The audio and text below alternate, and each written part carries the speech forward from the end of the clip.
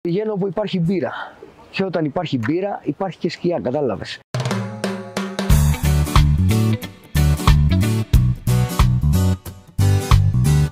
Τι κάνουν με τις ρακέτες, ρε. Δεν κουράζονται αυτοί, ρε φίλε. Περαδόθε. Πρέπει να τους πω να σταματήσουμε, να ηρεμήσει λίγο το κεφάλι μας. Άντε πες το, ρε. Θα πήγαινα εγώ, αλλά έχω να βάλω αντιλιακό τώρα. Ρε φίλε, αυτό έχει 8.000 BTU να πούμε. Τι είναι το BTU, ξέρεις? Δεν ξέρω, δεν γράφει έτσι, αλλά βαριόμουν και να διαβάσω τώρα, να σου πω κάτι. Τι να κάνω, κάτσα μαλώσεις. Γενικά δεν ασχολούμαι, φίλε, γιατί εγώ πηγαίνω όπου υπάρχει μπύρα.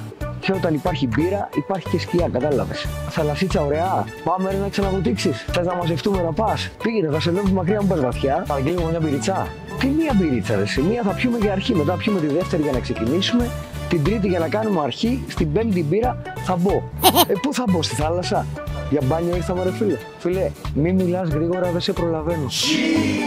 Γιατί δεν βγάζουν ένα γεύση μπύρα, ρε, να μπορούμε να πίνουμε και να βάζουμε και αντιλιακό κατευθείαν. Say what?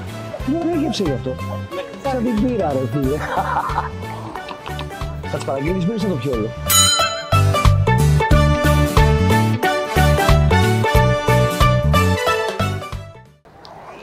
Πώς ανοίγει?